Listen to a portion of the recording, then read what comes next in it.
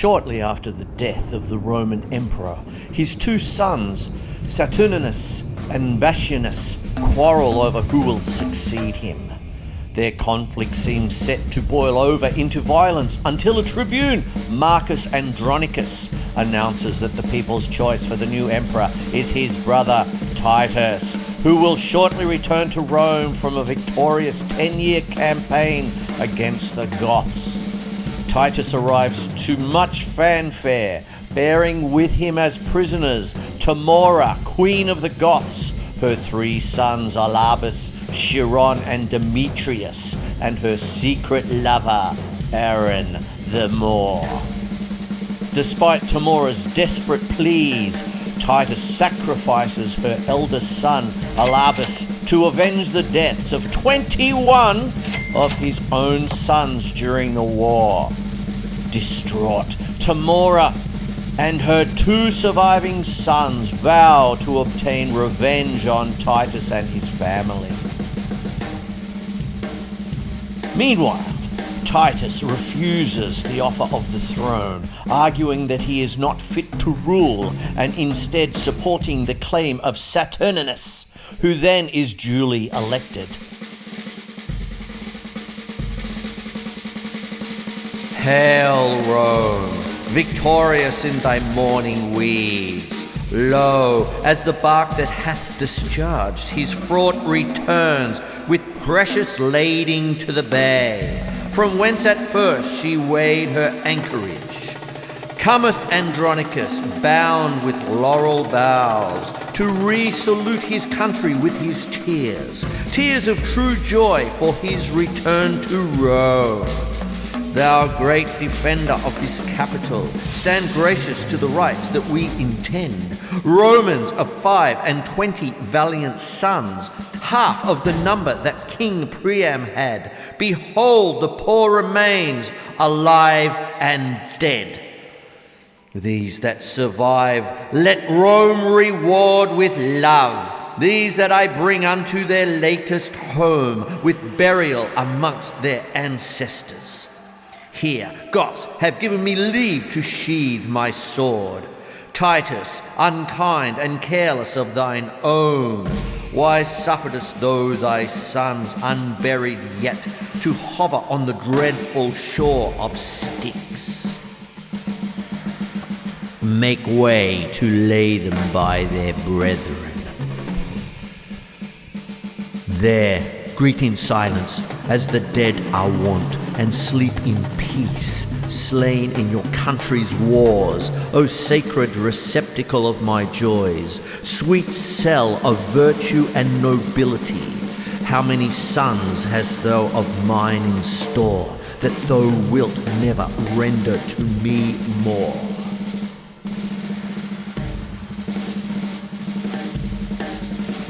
A better head her glorious body fits than his that shakes for age and feebleness. What should I don this robe and trouble you? Be chosen with proclamations today. Tomorrow yield up rule, resign my life, and set abroad new business for you all? Rome, I have been thy soldier 40 years, and led my country's strength successfully, and buried 21 valiant sons, knighted in field, slain manfully in arms, in right and service of their noble country. Give me a staff of honour for mine age, but not a sceptre to control the world. Upright he held it, lords that held it last. Saturninus tells Titus that for his first act as emperor, he will marry Titus's daughter Lavinia. Titus agrees, although Lavinia is already betrothed to Saturninus's brother, Bassianus, who refuses to give her up. Titus's sons tell Titus that Bassianus is in the right under Roman law, but Titus refuses to listen, accusing them all of treason. Oh, monstrous! What reproachful words are these? These words are razors to my wounded heart.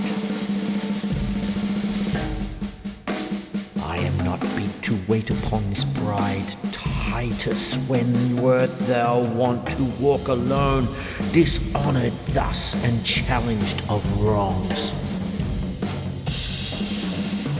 A scuffle breaks out, during which Titus kills his own son, Mucius.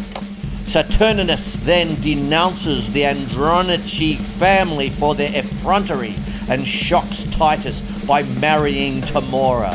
Putting into motion her plan for revenge, Tamora advises Saturninus to pardon Bassianus and the Andronici family, which he reluctantly does.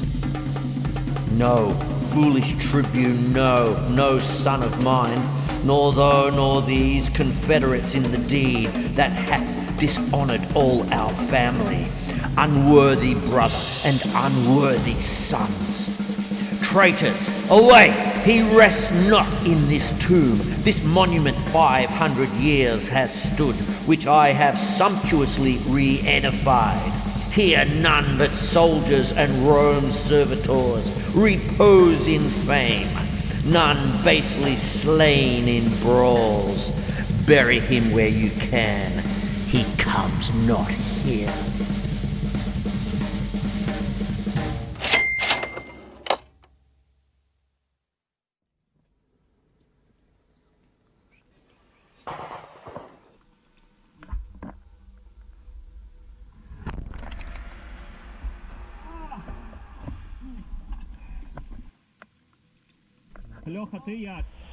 During a royal hunt the following day, Aaron persuades Demetrius and Chiron to kill Bassianus so that they may rape Lavinia.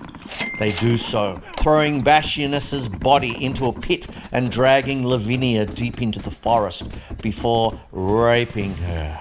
To keep her from revealing what has happened, they cut out her tongue and cut off her hands.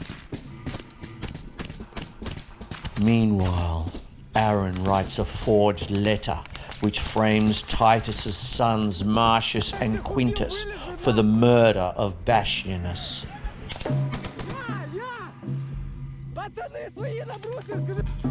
Hear me, grave fathers, noble tribunes, stay. For pity of mine age, whose youth was spent in dangerous wars while you securely slept. For all my blood in Rome's great quarrel shed, for all the frosty nights that I have watched, and for these bitter tears which now you see, filling the aged wrinkles in my cheeks, be pitiful to my condemned sons, whose souls are not corrupted as 'tis thought. For 22 sons I never wept, because they died in honour's lofty bed. For these tribunes in the dust I write my heart's deep languor and my soul's sad tears. Let my tears stanch the earth's dry appetite. My son's sweet blood will make it shame and blush. O earth, I will befriend 3 more with rain that shall distill from these 2 ancient urns.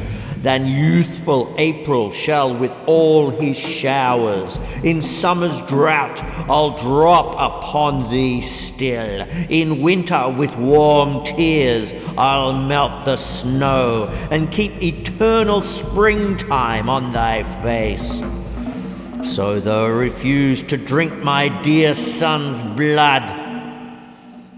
Ah, reverend tribunes, O gentle aged men, unbind my sons, reverse the doom of death, and let me say that never wept before. My tears are now prevailing orators. Aaron then visits Titus and falsely tells him that Saturninus will spare Marcius and Quintus if either Titus, Marcus, or Titus's remaining son, Lucius, cuts off one of their hands and sends it to him. Though Marcus and Lucius are willing, Titus has his own left hand cut off by Aaron and sends it to the emperor. Why, 'tis no matter. Man, if they did hear, they would not mark me. If they did mark, they would not pity me. Yet plead I must, and bootless unto them. Therefore I tell my sorrows to the stones, who, though they cannot answer my distress, yet in some sort they are better than the tribunes, for that they will not intercept my tale. When I do weep, they humbly at my feet receive my tears, and seem to weep with me. And were they but attired in grave weeds, Rome could afford no tribunes like to these. A stone is soft as wax, tribunes more hard than stones. A stone is silent and offendeth not, and tribunes with their tongues doom men to death.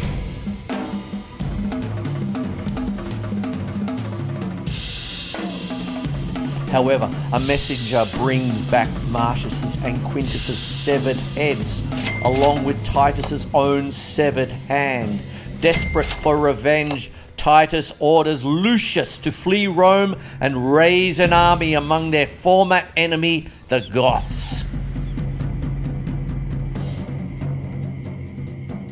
Sometime later, Marcus discovers the mutilated Lavinia and takes her to her father, who is still shocked at the accusations levelled at his sons, and upon seeing Lavinia, he is overcome with grief.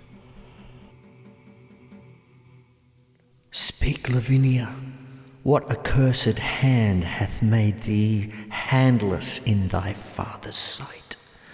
What fool hath added water to the sea, or brought a faggot to bright burning Troy?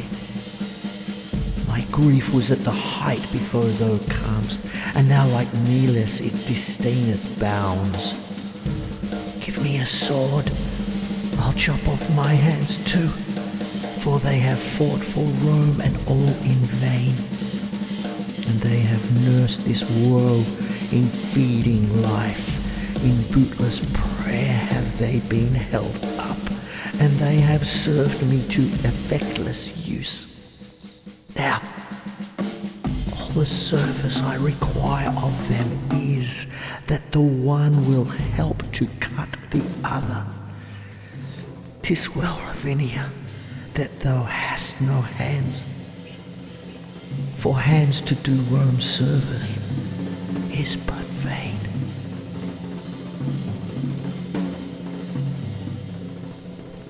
Later, Lavinia writes the names of her attackers in the dirt, using a stick held with her mouth and between her arms.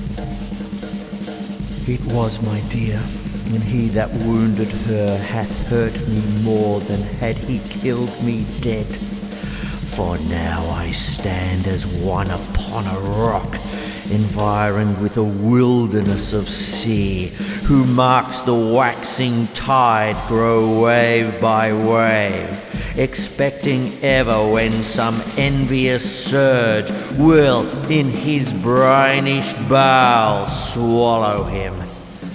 This way to death my wretched sons are gone. Here stands my other son, a banished man, and here my brother weeping at my woes. But that which gives my soul the greatest is dear Lavinia, dearer than my soul. Had I but seen thy picture in this plight, it would have maddened me. What shall I do, now I behold thy lively body so? Thou hast no hands to wipe away thy tears, nor tongue to tell me who hath martyred thee. Thy husband, he is dead, and for his death thy brothers are condemned, and dead by this. Look, Marcus, son Lucius, look on her. When I did name her brothers, then fresh tears stood on her cheeks, as doth the honeydew upon a gathered lily almost withered.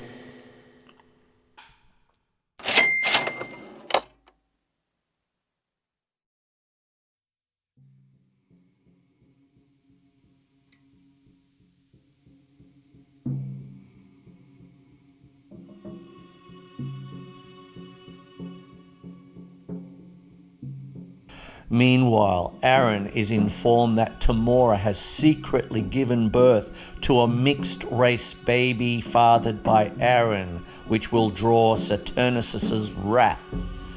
Though Tamora wants the baby killed, Aaron kills the nurse to keep the child's race a secret and flees to raise his son among the Goths. Thereafter, Lucius, marching on Rome with an army, captures Aaron and threatens to hang the infant. In order to save the baby, Aaron reveals the entire revenge plot to Lucius. Back in Rome, Titus's behavior suggests he might be deranged. Convinced of Titus's madness, Tamora, Demetrius, and Chiron, dressed as the spirits of revenge, murder, and rape respectively, approach Titus in order to persuade him to have Lucius remove his troops from Rome. Who doth molest my contemplation? Is it your trick to make me ope the door, that so my sad decrees may fly away and all my study be to no effect? You are deceived, for what I mean to do, see here in bloody lines I have set down, and what is written shall be executed. I am not mad, I know thee well enough. Witness this wretched stump, witness these crimson lines, witness these trenches made by grief and care. Witness the tiring day and heavy night. Witness all sorrow, that I know thee well. For our proud empress, mighty Tamora, is not thy coming for my other hand? Tamora, as revenge, tells Titus that she will grant him revenge on all of his enemies if he convinces Lucius to postpone the imminent attack on Rome. Titus agrees and sends Marcus to invite Lucius to a reconciliatory feast. Revenge then offers to invite the emperor and Tamora as well, as he's about to leave, when Titus insists that rape and murder stay with him. Long have I been forlorn, and all for thee. Welcome, dread fury, to my woeful house. Rapine and murder, you are welcome too. How like the empress and her sons you are. Well are you fitted, had you but a Moor. Could not all hell afford you such a devil? For well I wot the empress never wags, but in her company there is a Moor. And would you represent our queen aright? It were convenient you had such a devil. But welcome as you are. What shall we do? When Tamora is gone, Titus has Chiron and Demetrius restrained. Come, come, Lavinia, look, thy foes are bound. Sirs, stop their mouths, let them not speak to me, but let them hear what fearful words I utter. O villains, Chiron and Demetrius, here stands the spring whom you have stained with mud. This goodly summer with your winter mixed, you killed her husband, and for that vile fault 2 of her brothers were condemned to death. My hand cut off and made a merry jest, both her sweet hands, her tongue, and that more dear than hands or tongue, her spotless chastity. Inhuman traitors, you constrained and forced. What would you say if I should let you speak? Villains, for shame you could not beg for grace. Hark, wretches, how I mean to martyr you. This one hand yet is left to cut your throats, whilst that Lavinia tween her stumps doth hold the basin that receives your guilty blood. You know your mother means to feast with me, and calls herself revenge, and thinks me mad. Hark, villains, I will grind your bones to dust, and with your blood and it I'll make a paste, and of the paste a coffin I will rear, and make 2 pasties of your shameful heads, and bid that strumpet, your unhallowed dam, like to the earth, swallow her own increase. This is the feast that I have bid her to, and this the banquet she shall surfeit on. For worse than Philomel you used my daughter, and worse than progeny I will be revenged. And now prepare your throats. Lavinia, come. Receive the blood, and when that they are dead, let me go grind their bones to powder small, and with this hateful liquor temper it, and in that paste let their vile heads be baked. Come, come, be every one officious to make this banquet, which I wish may prove more stern and bloody than the centaur's feast.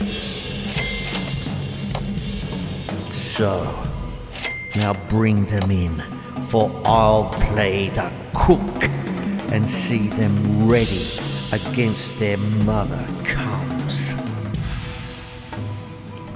The next day, during the feast at his house, Titus asked Saturninus if a father should kill his daughter when she has been raped.